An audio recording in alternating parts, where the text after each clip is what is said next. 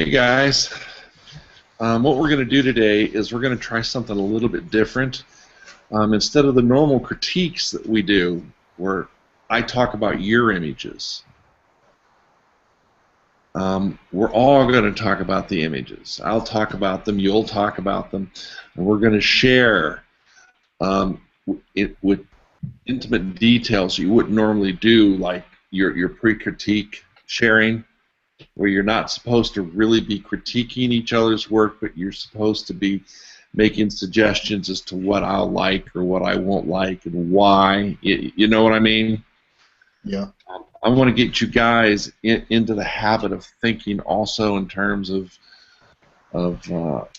critique work, and we might occasionally open the images up and do a little post-processing in them as part of it, which can be helpful as well. I know that William is already an experienced critiquer. I have been watching you on the side, William. Am I doing okay? oh yeah, no, you're very good. You're very good. But I want to make this ability available to everyone, and we'll probably do something similar to this every 2 weeks. And then the off weeks, we'll open up and we'll do something a bit different, maybe post-processing, maybe a style of photography, overcoming problems to very specific styles. I'm going to call on you guys once in a while to do a presentation. William? Certainly. I'm going to get with the program, Mark. I promise you. Oh, no, you're fine. You're fine. As long as you're happy, I'm happy. I need to start moving up, but we'll get that taken care of. Okay. Go ahead. I didn't mean to interrupt. Because eventually, I don't know what's going to happen here at the Arcanum.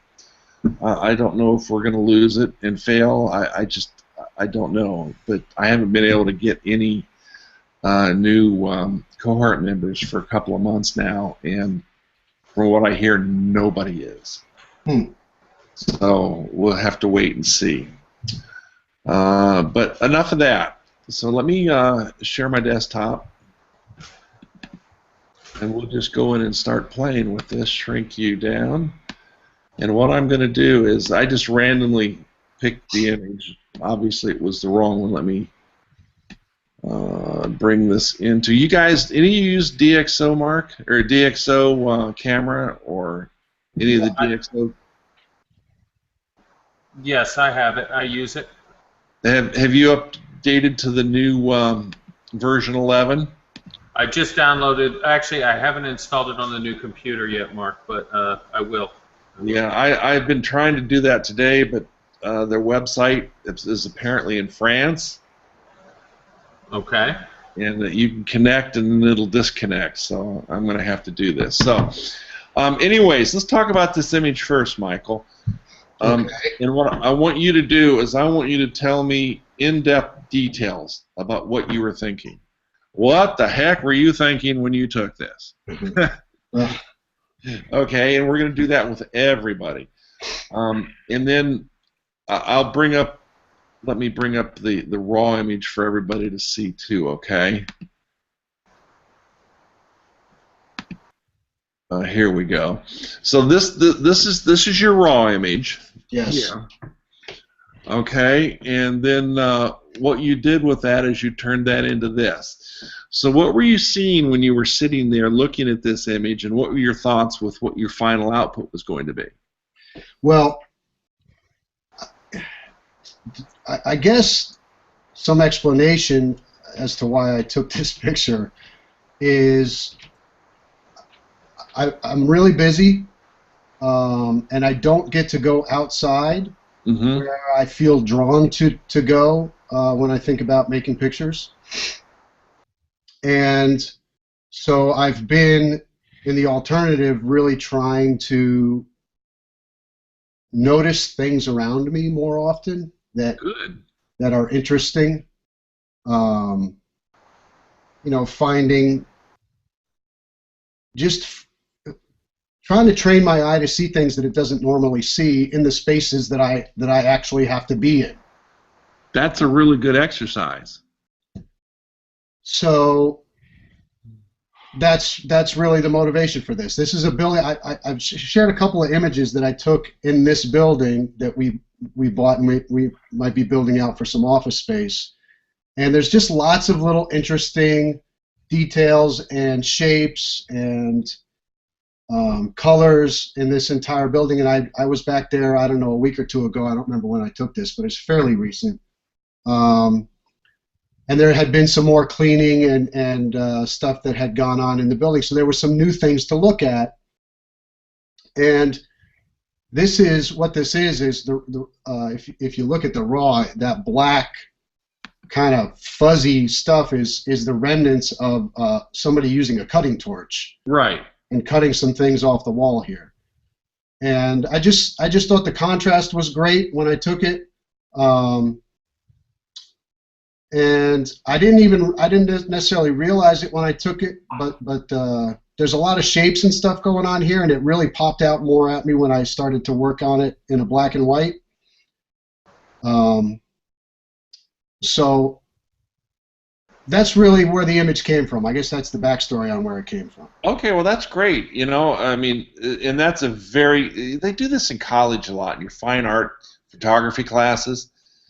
They will have you walk around and concentrate on the small things that are around you all the time that you never notice. Right. See if you can find imagery or stories or some emotional connection there. Mm-hmm. And that's a very powerful image. And believe it or not, this can lead to bigger and greater things. But even by itself, it can lead to great things. I know that we're seeing a place in time, a building. Right. When I was sitting here looking at the black and white, I picked up that these are scorch marks, that they did some soldering or some welding or something here. Right. And I'm looking at this more as an abstract representation. Definitely. Of an image that you saw, and you created an abstract artwork in this, and it works very, very well. Let's talk about your processed version first. You know, right. This has that look of scorched metal around the edges. Yeah, you know how sometimes when you heat metal, it'll turn bright. Yep. As well. I mean, I don't know what this material is. It doesn't look like metal. It looks more like stone because of the textures in it. Yeah, I think it's just like a skim-coated cinder block wall. Okay. With paint on it. I find this very unusual, very evocative, and keeping in mind that it is indeed an abstract, it works very, very well for me. Although this piece of black on the bottom, mm-hmm. This is a bit distracting. Okay. For me. But if you would tell me what your vision was for this, maybe I can understand what it was that you saw. Well, when I got a little further into the post-processing and things started coming out at me, speaking to your point about the black bottom, what I liked about it was that it seemed to give some balance to the top portion of the picture, and it also gives it kind of gives you the impression that that white shape is almost sitting on like a table or something and casting a reflection onto the table. Okay, so well, I mean, in an abstract sort of way, I thought that was interesting. You're right. See, this does provide an anchor. It's a big anchor, but it's an anchor. Okay. But like I said, it's for me, and right, this is very subjective. This is just a wee bit too distracting. It's too big. It's too large in terms of the overall image, and it distracts. I mean, I look at this and I see this is the main subject. Yeah. All right. Yep. Maybe a little bit less of this, crop it off here, just underneath where this white reflects down. Keep a little bit of black, so maybe cut it right here. Right. What the heck is this? We all know what it looks like, don't we? Yeah, we do. It's that actually. You know what? And it works with this too. All right, so let me tell you what I see and we'll see going on in here. And Okay. it's kind of you know, kind of a serendipity that there's so much going on in here once the post-processing started to bring this stuff out. If you look on the left, to me, it looks like some form of a gray, you know, the gray alien guy. Okay. Maybe in a glass box or something, right? Yeah. And he's got his slanted eye and his mouth is open, and he's aghast at whatever might be going on in front of him, which maybe is this kind of maybe a flaming heart or something. I don't know, but it's something on fire. And then you got the phallic over here on the right-hand side. I don't know. I mean, this is great because this is what abstracts are supposed to do. Yeah, and I did nothing special. The phallic for I'm seeing the male, I'm seeing the female. Right. I'm seeing a face over here watching the whole thing, and this is just all on fire. Yes, exactly. We can have great fun with this. William. Yeah. What do you think, man? Who, me? Yeah, you have to talk in this stuff. Yeah, no problem. I actually like the image. It's a very good abstract. The bottom part, you know, with the black at the bottom, which was blue in the original photo, that doesn't bother me. To me, and this is just me, and it's the way I see things.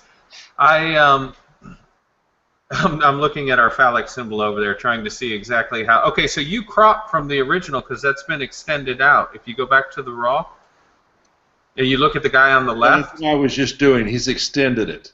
Yeah, and over here on the left as well, you don't have as much as the guy. Yeah. You know what? When I sent you that raw, I must have made changes to it. Are there multiple images of this? No, I don't think so. You can't change a CR2. Okay, then maybe I didn't send you the. Let me look here. But while you're looking, it doesn't matter. Yeah, one of the things that immediately struck me, and it's just the way I like to look at stuff like this, is that I want to see what I'd like to see if I was taking it would almost be shot in landscape on this kind of picture with that flaming whatever it is on the left, you know, at about the third. My eyes and my brain just don't work when it sits in the middle. I mean, sometimes it does, but it's just a bit crowded. And but the orientation of what it was, but shot landscape with a lot more negative space to the right was my immediate thought when I saw it. Because I would have done the exact same thing. I would have gone and shot it probably like this, maybe in a portrait just because of the lens I had. And I would have taken it home and I would have looked at it and I would have, if it was me, I would just want more to the right and just have negative space. And I'd have gone back the very next day and shot it again. But otherwise, I really like it. It's quite clever, and I agree with you that the black and white is much more effective than the color in this instant. So you did very well with that. Yeah, and overall, I like it. Images from different people. Yeah, and I guess that piece on the top there is the lock to the heart, huh? That's the safety hasp that's keeping it closed. Yes. It's keeping it from breaking or whatever they called it back then. Yeah. But yeah, no. Overall, I like it. And again, that was just the way I would see it. Yep. Richard. I like it. I think it's good seeing. I wouldn't have seen that. Come on, you can do better than that.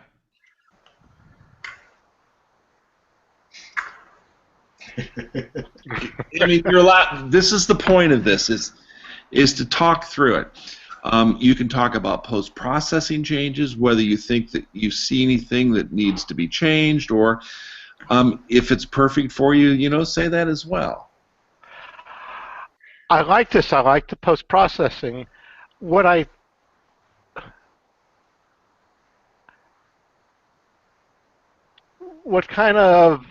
I like this a lot. What bothers me is, and this is what's good about having a group of people, is I would have never seen this result out of the image. I think I probably don't stretch the boundaries, and I would try to. I would just go on and say that's not very interesting, as opposed to seeing what I could make out of it. Mm-hmm. And I think we all have that problem, Richard. Okay, but you have to just keep doing it, right? And then you see it a little better. right. But I really like the image. But what really gets me is, I mean, the image I like a lot. But what gets me is like, wow, look at before, look at after, and I need to kind of keep my mind open and play with images more that I may not think are very good. And, you know, and that's a lesson we can all benefit from. Absolutely. And then the other thing is that he had the wherewithal to shoot it as he did when he was there, right? So then he had the basis to work with and come back and make it better in post-processing. Oh yeah.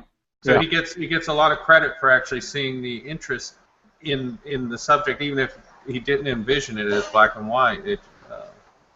Big kudos for that. Right.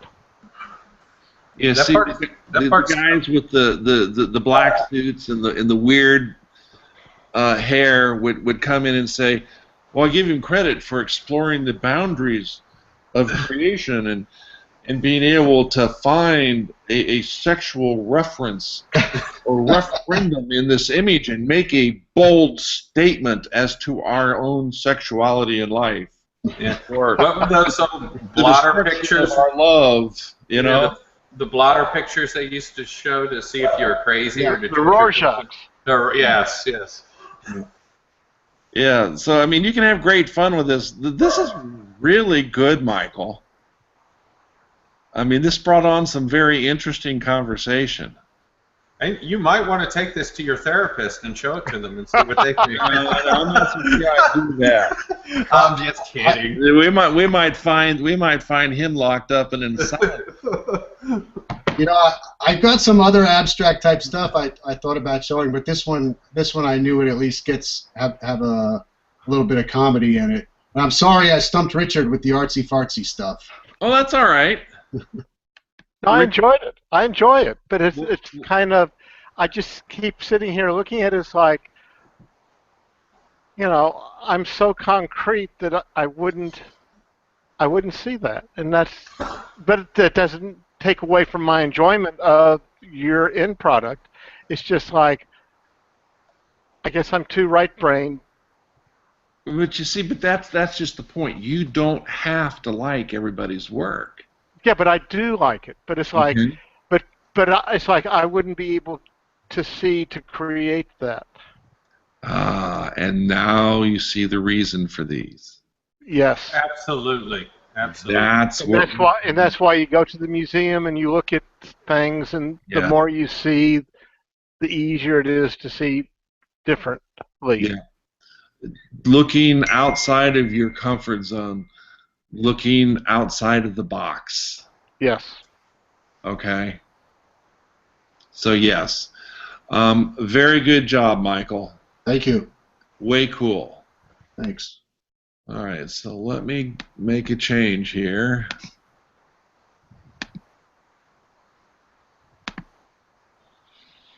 All right. Well, I guess we'll look at yours, Richard. All right. Now, are these three separate images? No, these are just processing the same image. Okay. And cropping. All right. Very good. Cropping and rotating. Mm-hmm. All right. So when you were standing there, I've got your TIFF image here. You were standing there and you were looking at this scene, and is this an old guy? Yes. Yes. You see this old guy, and he's on a horse team drawn, and he's plowing, and you're going, oh my goodness, look what I have found. Mm-hmm. Tell me what you thought when you were standing there looking at this. Can I share my screen? Well, you can if you want. I'll just tell you. Okay. So we went to what image to bring up. What? Tell me what image to bring up.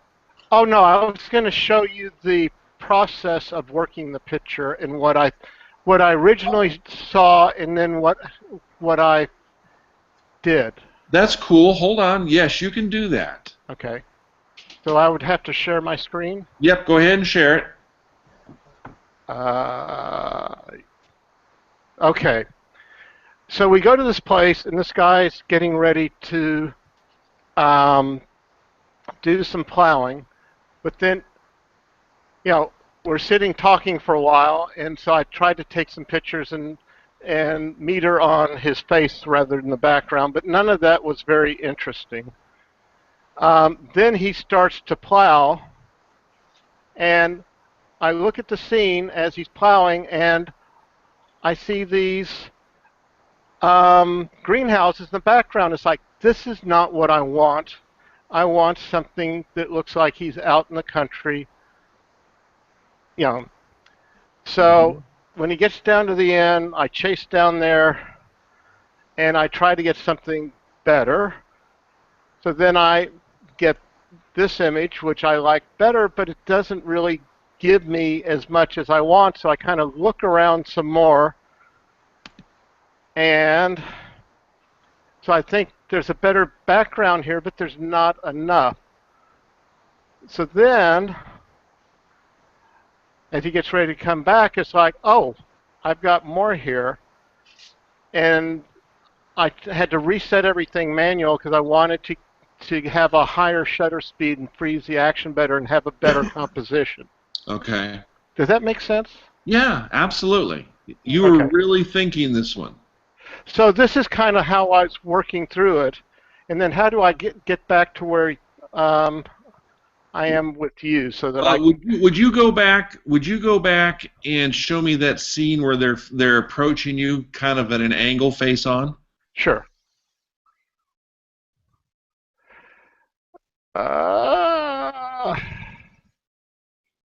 Okay. Like this one? Yeah. Well, I like that one too, except for the sky being blown out. I think the one to the right. There you go. Yeah, well, that's when I worked it. I kind of cropped out the sky. Oh, yeah. I mean, this is a powerful image too. The other one's good. So is this one. So don't toss this one out either, okay? Okay. This one is more a study of the power of the horses. The man and the plow is of secondary consideration. So this one tells a different story. Okay, so keep that in the back of your mind, all right? Right, and I was concerned it was a little too soft, and then I kind of readjusted my shutter speed. So he only made three passes, but each time I kind of refined my settings, if that makes sense. Sure. Yeah. Did you wave to him? No, I was too busy concentrating on trying to catch a good shot. Yep. Did you ask him permission? Oh, yes. There was a whole group of us. This was a workshop. Oh, okay. Great. Okay.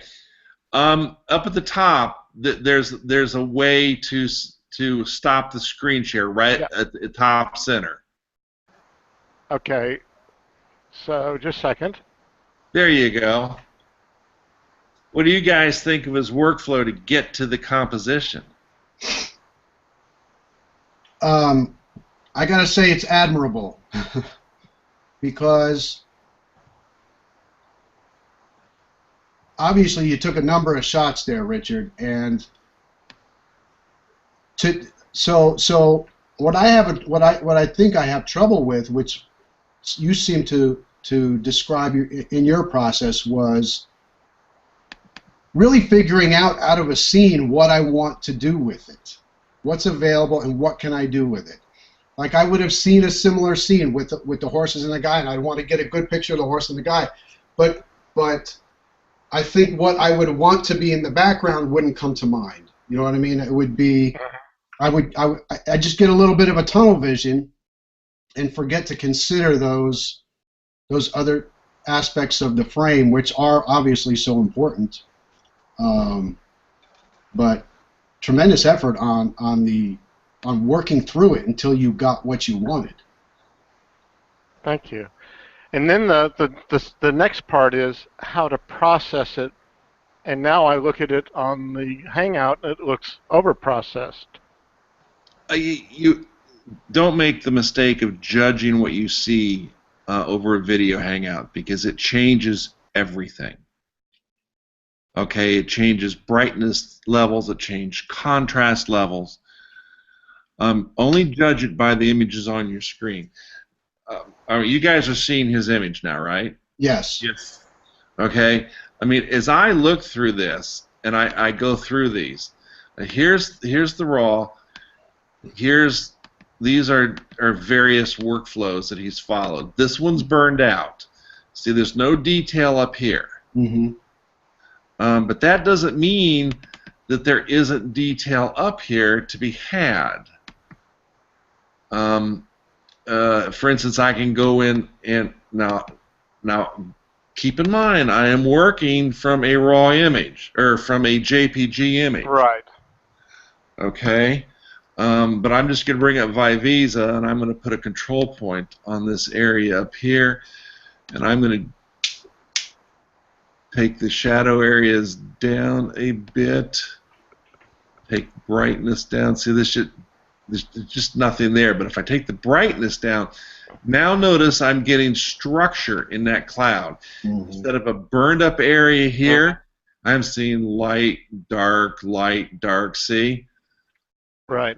So I'll take that and I'll drop it over here, shrink it down a bit, brighten it up a bit. That was a little bit too dark. Okay? And that's how you can fix these little tiny things. All right? So let's just take that as an okay. And go ahead and talk, William, about his path to get here, too. I was actually kind of amazed. I don't think I've really put effort like that in a running series like that with something moving. I don't think quick enough to change my settings to go along with the farmer moving up and down a field. As Michael said, it's quite admirable. I've never shot a sequence like that and analyzed it as I was shooting. How were you? You were just checking on the back of the LCD in between shots, or you were picking it up with your eye as you were doing it, or how did that occur? I was well, on the first shot when the greenhouses were in the background, I was saying, oh, this is not a good background, and then each time he'd make a pass, he'd sit and talk for a half hour to the group of in the workshop. I was like, there was only me and another person who was trying to compose this shot, and everyone else was doing portraits. Okay. But I'd look at my settings and I saw, gee, 1/25th, everything's gonna be blurred. So I reset, and so it was more thinking through it, and I had time to think through it. Gotcha. And I was shooting on continuous, because when am I going to go back and get this shot again, and when is he going to plow a field again? Oh, absolutely. Yeah, no, that was the only opportunity. You were shooting all manual? At the end, not at the beginning. Okay, now you realize that by shooting in manual, you're slowing down your workflow on a scene that doesn't really need that. Well, I was shooting continuous, but I wanted to lock down my shutter speed and my exposure. Then set your what camera are you using? Fuji X-T1. Okay, set the camera to shutter priority. Mm-hmm. All right, and set the shutter speed to where you want it, and then let it choose the aperture. Or you can choose the aperture too, and let it choose the ISO to make sure that you get a proper exposure. Right. But you did good work. You had good forethought. You really worked the image. You worked absolutely. Absolutely. And that is far more important than the image output. But you still have a good image output. I mean, I'm sitting here looking at this image. I mean, let's let's bring this up. This is the one I'm looking at, the one where I quieted the cloud down, right? We'll talk about the other ones here in a moment. But this is just the one I started with. And while you're, no, that one's not bad. While you're thinking about the controls and the exposure setup on the camera, which is something that you have to master first, and that's what you're doing. You are mastering that by going through this thought process. You also need to be thinking about what you see in the image. All right, let me turn this crop off so we see the whole shot. And what we see is we see this wonderful farm full of rustic land. We've got the horses, and then we have modern houses over here. All right? Mm-hmm. So, had you taken 10 steps to the left, you would have shifted your vantage this direction and gotten those houses totally out of the composition. Well, see, I intentionally put the houses in there thinking that they look more rustic, but I'm from Dallas. Gotcha. I see your thought process. And again, this is subjective. And you're going to get subjective suggestions from each of us on these. Mm-hmm. And for me, I would have taken those houses out and had just the farmland, the trees, the sky, the old guy, and the old plow. Okay? And just by shifting 10 steps to the left, we could have achieved that. And the houses work. On this image here, I find that we might be better suited by cropping in a little tighter, which you could do by zooming. You don't have to take away pixels. Mm-hmm. And doing something like this and putting the wheels and the legs of the horse in that lower 1/3 line. Mm-hmm. All right. Even better if we could see, we can't quite shift it over. No, but I do have shots without the house in the background. Okay. I would run down and shoot more. Okay. Yeah, and see, and by shooting continuous, you've got lots and lots of shots. You have lots to work with. All right. Now, when you said you were shooting continuous, did you mean that you were shooting continuous high-speed shutter? Yes. Or were you shooting continuous focusing mode? No, I don't know how to use the continuous focusing mode on that camera, so I was shooting a wide depth of field, and so I was focusing, hoping that I would keep focus because I had a deep depth of field. Okay, that works. But leave some of this dry earth here because it gives us that light step to a dark step to a light step. Green shrubs, green trees, sky, and it builds this visual set of stairs that the user or the viewer can walk into the image through. All right, this is really great. You have so many different images here, so many different possibilities that you could do all kinds of really wild things. I really like this. I think this is really good work. Let's go look at those other two images real quick. I really like this black and white image. Now, I realize that you cropped it more to a panorama. Mm-hmm. And when you're doing this in your post-processing, remember to keep in the back of your mind what your final output is going to be. Is this going to be framed? Is this going to be printed on canvas as a gallery wrap? What would you do with this? I would probably print it on fine art paper. And frame it. Yeah. Okay. In that case, you're fine because you're going to lose a 1/4 inch all the way around to the framing rabbit on the frame. Okay? But should you do this on canvas, you're going to lose 1.5 inches all the way around, and we'll be clipping the horse's feet off. See what I'm saying? Right, unless I reflected, use software to make extra border. Well, either that, or when you're Like editing pull your out original image, just leave more image so that you can wrap that 1.5 inches around the side. Right. I've seen it done both ways, where it'll copy and reverse the scene, but in my experience, if you're doing a gallery wrap, it works much better if you just leave an extra 1.5 inches all the way around, okay, for wrapping for a planned gallery wrap down the line. That would just give you a better final output. I really like the black and white. I think your post-processing is dead on this. It tells a wonderful story. It was really interesting on the black and white.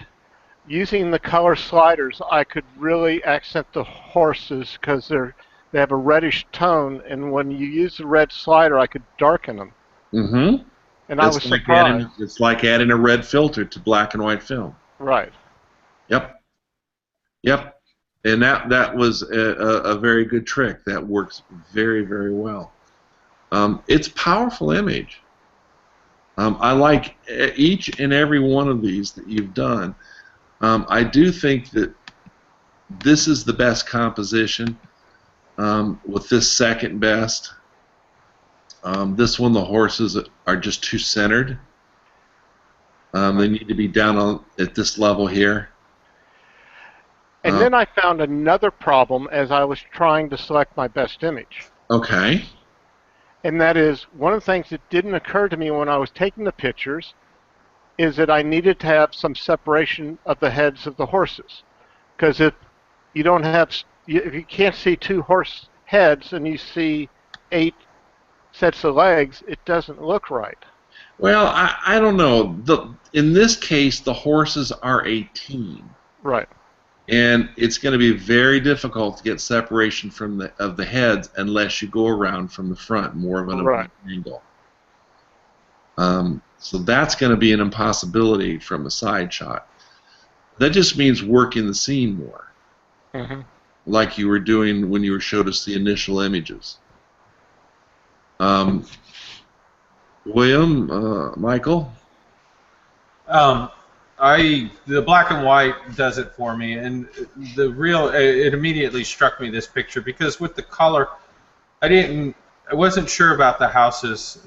They looked a bit rustic, but they looked out of time period. But when you put them in black and white, they fit in. It gives the whole thing the feel of it's much, it's from a different time period. The baseball cap doesn't come through as noticeable as a baseball cap, or his glasses. And yes, no, and it's very well done. I like the way you did the panoramic crop on this. I really don't have any critiques on this picture that this is how I would have done it or something like that. The only thing is that, and maybe this is what Mark was pointing out earlier, on the cloud in the right, heading towards the right near the top, is that blown out, or is that... Yeah, this is a wee bit blown out on my looking at the image. Yeah, and that's just coming through the video. If it was my image, because it almost looks like it bleeds down through the trees a little bit there. Yeah, that's processing, because if you look at the raw file, I don't think it's clipped. Yeah, and I would... It's not. I would kind of look at maybe trying to darken those up a little bit before I printed it, but otherwise, composition-wise and everything, you're there, and I do think the black and white treatment was the way to go there. Yeah, and look how sharp everything is. Yeah. Yeah, I processed the sky separately from the rest of the scene. I did a mask. Okay. Why? Because when I was changing contrast and clarity, I didn't like what it did to the horses. It was blocking up shadows too much. Okay, have you started playing with control points in the Nick tools Yes, yet? I've used. Yes, I know, but I was using actually Topaz Clarity, Okay. but I do know how to use Vivisa and all the Nick software. Okay. Topaz is That's a heavy-handed. good answer. Yeah, and Topaz is heavy-handed. You have to be careful with it. Right. Yeah. And that's why I was doing the sky separate from the rest of it. But And you did it in Remask 3? yeah. Yeah, okay. Okay. And then I had to go in and bring out. I had to go to the original image to bring out the shadows because they were still too blocked up. Yeah, you have to be careful with clarity. You have to really watch the contrast on the sliders, and I found I quit using it for that reason, but you'd have to knock it down below what you were seeing on screen for once you imported it back into Lightroom. Okay, I like that suggestion. That's what we're here for. Mr. Michael. I don't have much more than what you guys covered. Definitely the black and white is the way to go on this. There's just something about the color one that is too good of a picture for the scene. Like the quality is too good, the sharpness is too good. It takes it out of character. Exactly. Like Out of the period, yeah. Is outdoing the scene, you know. Huh. Yeah. It's funny. So we all settled on the black and white. Yeah. And I was going to suggest even, I know that color effects, I believe, you know, all these programs, they have these like filters where you try to make it antique-y looking, and it adds a little bit of, you know, staining or something to it. I don't know if you want to get that artsy about it, but it's certainly the kind of scene that you could attempt some of that stuff on. Like I think Pam would have a great time trying to make this thing look kind of old and crinkled. Yeah. And she'd use texture overlays. Okay. Yeah, but I'm probably going to enter this in the camera club, and the judges will count off for making it look antique-y or textured. Yeah, exactly. I got you. All right. Well, when you do this, just go in and fix this blown out cloud right here. Okay. Okay. And it is a powerful image, and it's a great period piece. And I'm envious of you even finding it. It's really great. Thank you. Wonderful, wonderful. Okay, let's see. Where are we at? Nothing there. Just out of curiosity, Richard, why did you pick that one over the ones that Mark honed in on, where they were kind of quartered and coming towards you? It was I guess it was this is my visual image of what I wanted. Gotcha. Well, okay. But this is what I think we were discussing with James, or was it here, where, you know, sometimes our emotions override what other people see in our images. Absolutely. Plus, with them quartered, the horses were the main subject. Yeah. Believe it or not, here the man is. It's the man that I see. The horses are just supporting roles. Yeah, the man leading the action. Yeah. Exactly. Yes. Yeah. And technically, you know, the better shot of the horses was a little soft, and that's where, as I kept shooting and thinking, even though I didn't have time to really enlarge it on the back of the camera and look at it, I just realized I was shooting at a 1/25th of a second, and that wasn't going to work. Yeah, but these horses were just plodding along, though, right? They weren't moving fast. No. And this is, yes, you're correct. But when I looked at my images where you could see them 3/4, they were soft. Okay. Okay. See, you thought this through. You worked at all the problems. What more can one ask for? Yeah. Yep, I like it. Wow.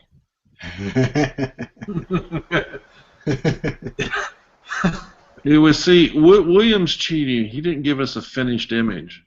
No, that's just straight out of the camera. All I did was convert it to TIFF. I didn't have time. Next week I certainly will. For the next one, I'll process one. Gee, William, I think you need to be counted down on that. I guess we're supposed to say what we were thinking. I was just thinking. Go ahead while I open this in Capture One. And I was thinking, just don't move.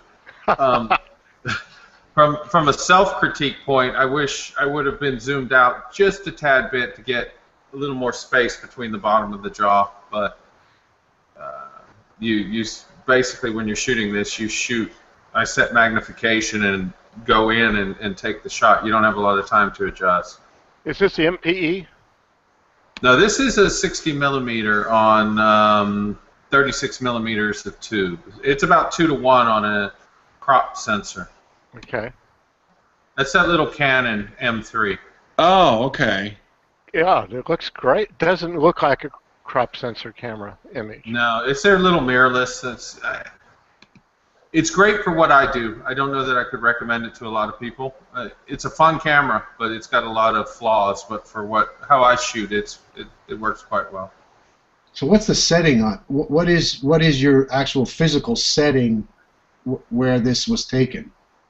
This was right outside the reservoir on a drainage ditch that runs around the perimeter of the reservoir. And you have a flash in front of the lens, or is this one of your home brew? Yeah, this is it's a dual head flash that hooks to the end of the lens, and then I put homemade diffusers on it. It's much more manageable than the big monstrosity I used to carry around. The diffusers are probably 2-3 inches. They're about 3 inches long, maybe 2 inches wide. Mm-hmm. Concave. They don't work as good as a full-blown speed light, but the lightweight and being able to maneuver around is well worth the compromise for me. Oh, this is not a speed light? Yeah, it is. It's a dual head speed light. Yes, it is. It's whenever you see the background black like that, it's got to be. Yeah. It's almost 100% guaranteed it's a speed light. You can get around that, but the first shot I'll always go in with a fast shutter speed so that I can at least get one good shot. What happens is you start mixing ambient light and flash, and if the that's what you do. You open shutter speed up to get the background color. Mm-hmm. But if it twitches when you take that first shot, you're going to get like movement blur in the antenna, or you'll get like a black outline around the head if it moves ever so slightly. And so for the first shot, I always just shoot it black, just black it out. Yeah. Okay. And then if it cooperates, then I'll go for slower shutter speeds. All right. On this guy, what was your focal point? What were you shooting? Where were you focusing on? I was focusing basically on the whole plane of the face. From the eye, down to the mandibles. Yeah, because the eye is out of focus, but the is it on that one? Yes, the antenna's in focus. The hairs on the mandibles are in focus, and you can see here. This is really great for depth of field.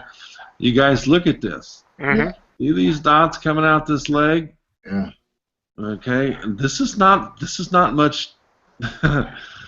What's the distance, would you say here, William? Between maybe 1.5 millimeters, 2 millimeters, maybe maximum.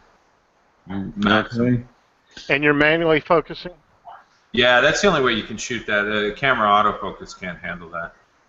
At least the camera I've used, I haven't seen anyone be able to handle it.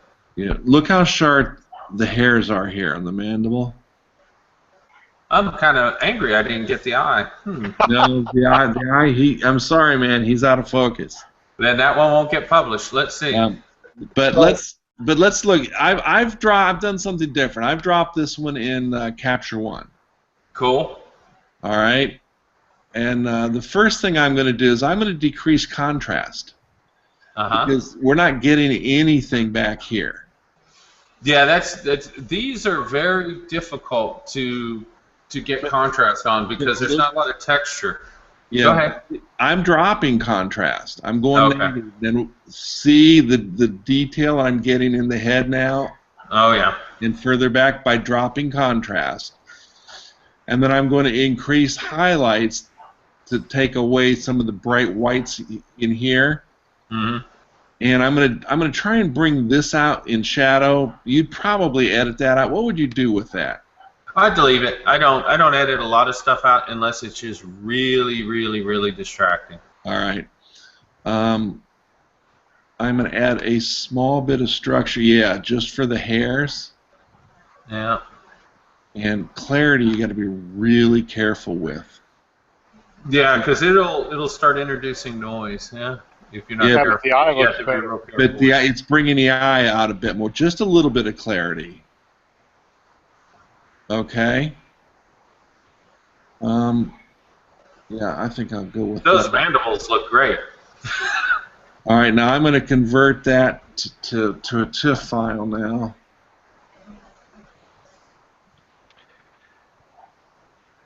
Now, Mark, when you were talking about DxO11, are you talking about Capture One or another? No, DxO is another product. I've been a Capture One user since Capture One first came out. I'm familiar with it. I know what it can do. I know how to manipulate it. Okay, let me go to favorites. I'm going to go to output, and I'm going to find that image. These are images that are waiting on me to process. Don't get that one with the guy in the blue shirt. He looks like he's up to no good. Yeah, he is. Oh, there we go. All right, so now we'll dump him into Photoshop. Already, just having gone through Capture One, it's brought out a lot of detail. William, is this too much detail in the head? Right in here? It doesn't look bad, but I would have to, really see it up close. It's kind of a judgment call.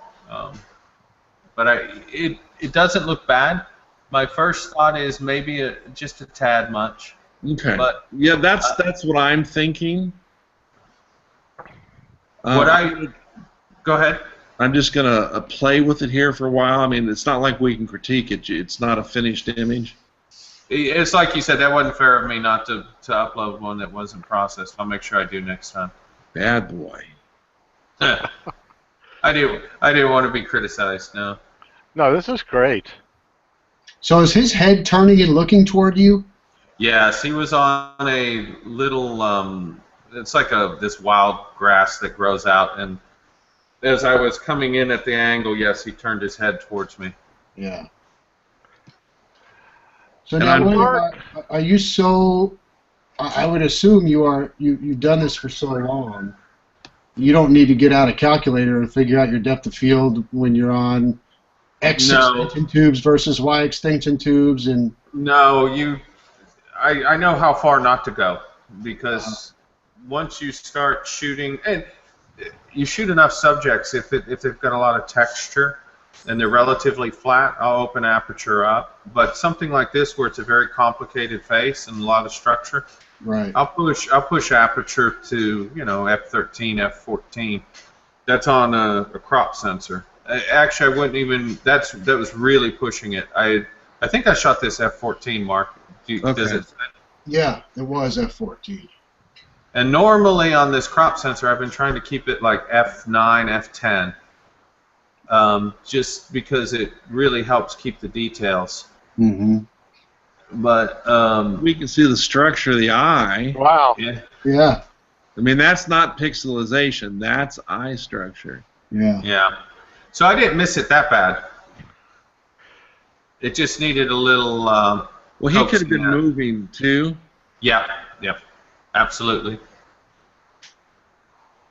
I mean, I can't even imagine doing this type of work, William. This is just beyond my comfort zone.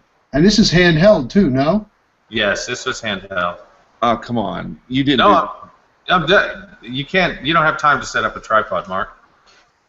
Oh man, you're just freaking nuts. There are times, I'll use my arm. I'll rest it against my arm. If you see my rig, I have a ARCA plate that goes along the side, and I rest it right on top of my arm. Yeah, and as the To help blood feeding stabilize. through the veins in your arm, the camera's moving up There, and I'll down. show you. Hang on.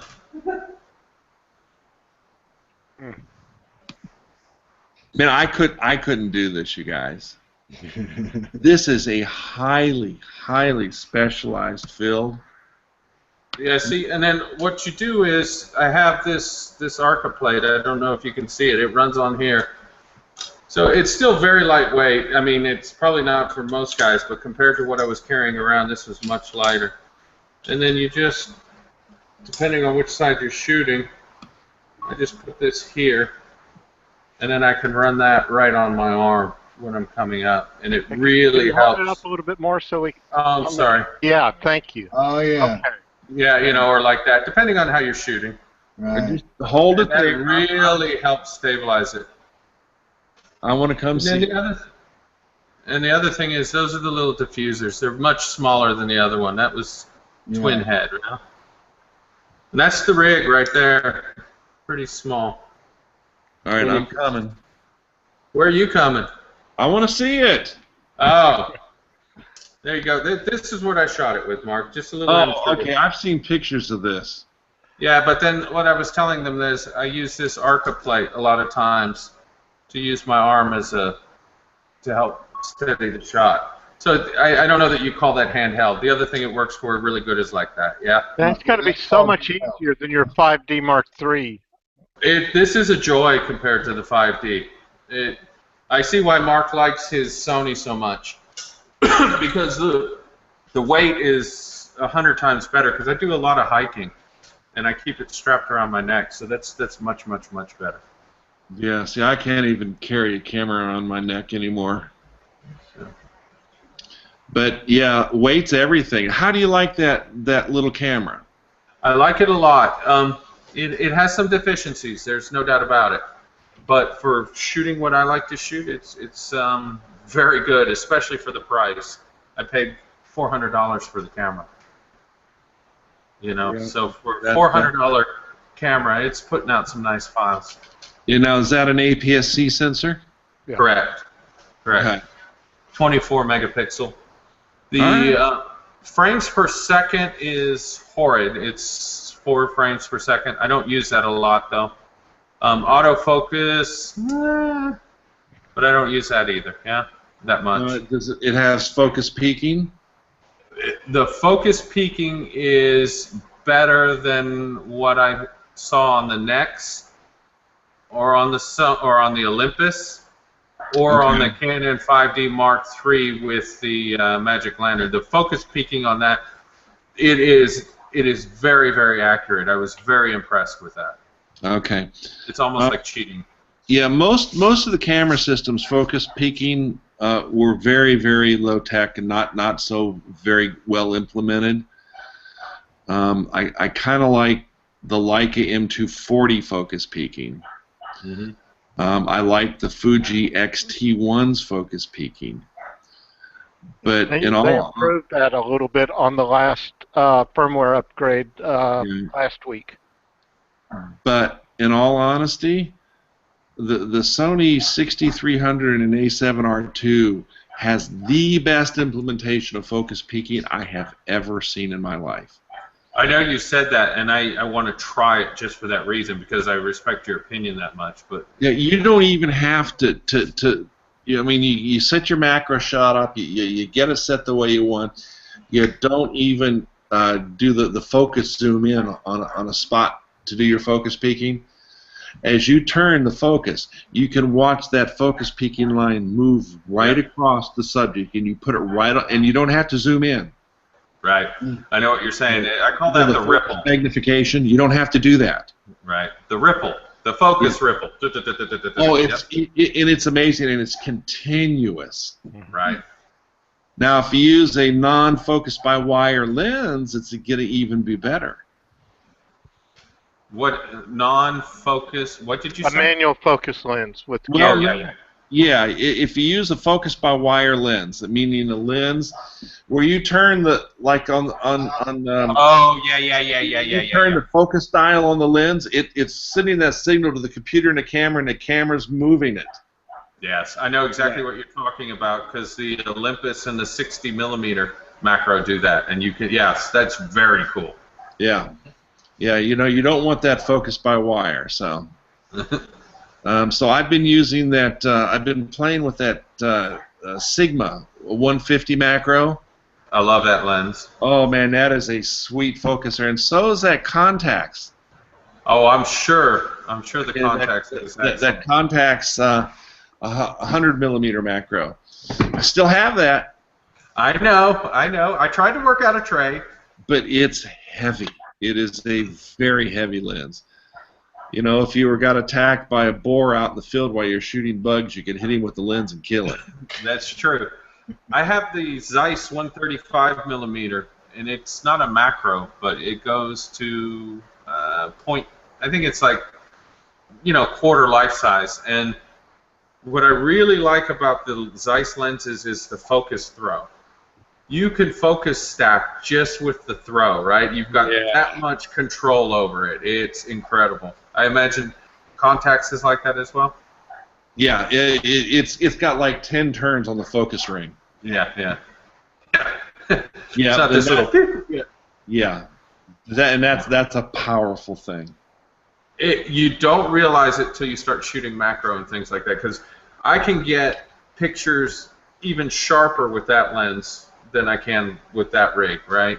And pick exactly where you want the focal point. It's absolutely amazing. Okay, so now what dual flash unit are you using?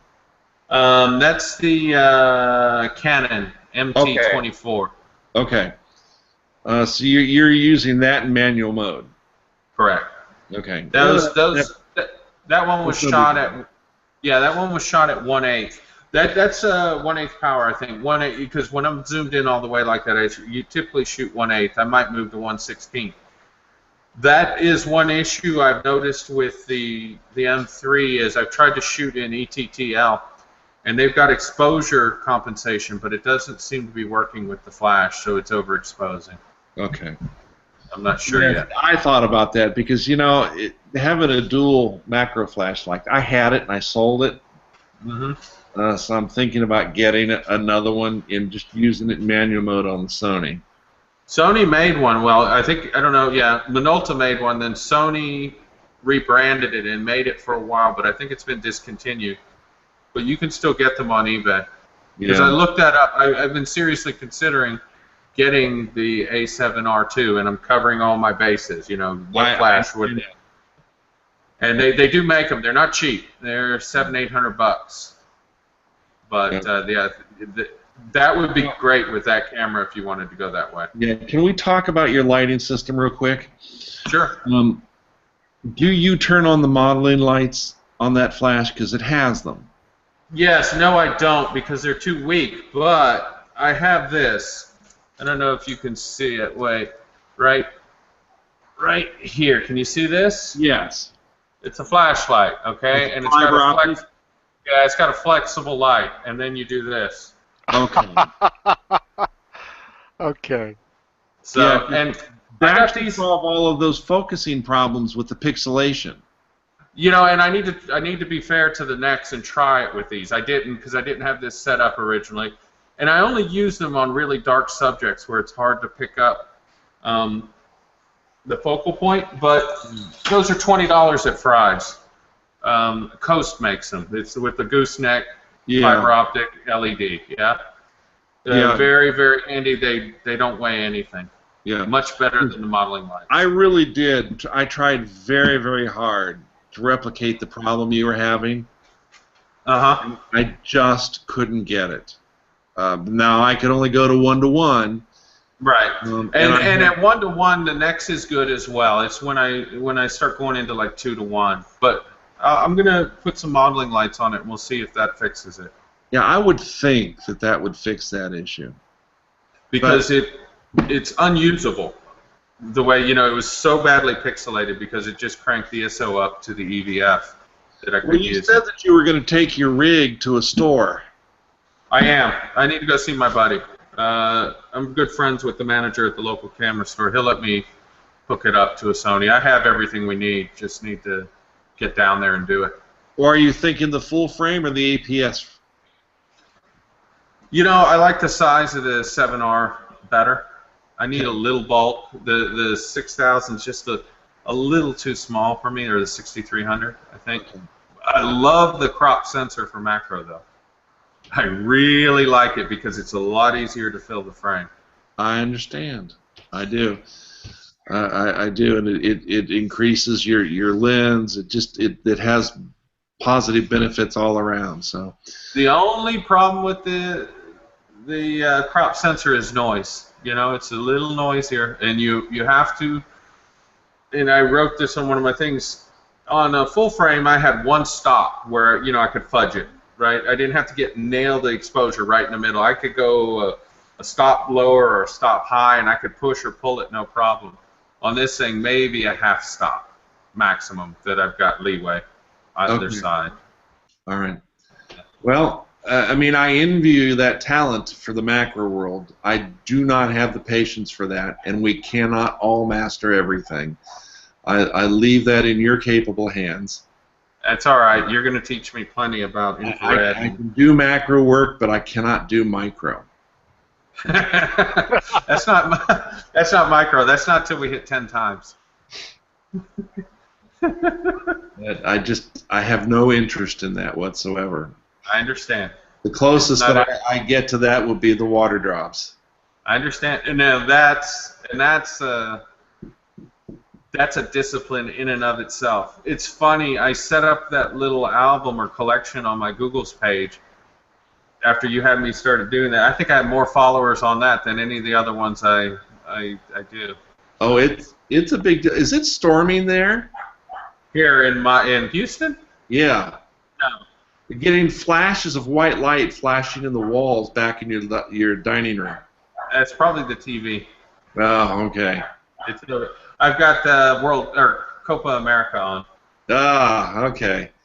But good. I'm glad I got to see your rig. Next time, bring a finished image. Promise. No worries. You may want to consider putting something together and just sharing some techniques with the group.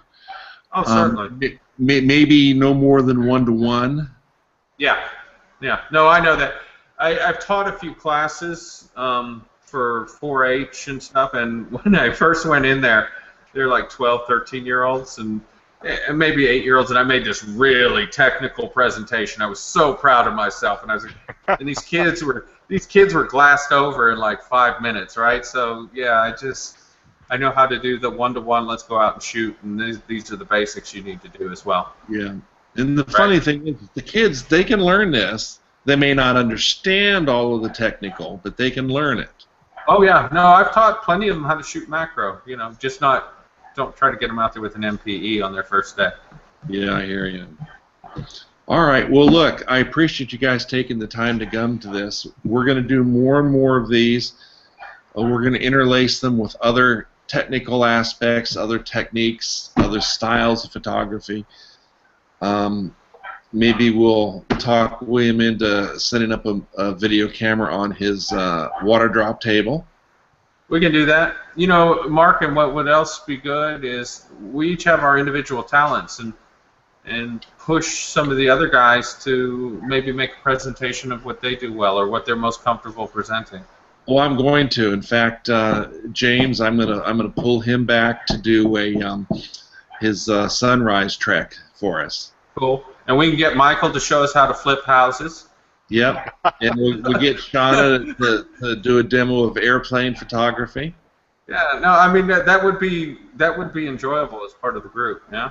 Yeah. Sure. And when do you think you'll have the next one of these? I hope to have something for next weekend. Oh, okay, cool. I want to do something every weekend. If I'm in town, I want to do something every weekend. That sounds great. Now, and Richard, Michael, and I will pimp it up, and we'll say how great it was and how bad everyone missed out. There you go. Yeah, because don't post it till after we do the next one. That way won't. I'll delay that. But I do. I want to do these to try and tighten the group up again, because it sounds excellent. We're starting to lose people. and I want to get that tight cohesiveness back.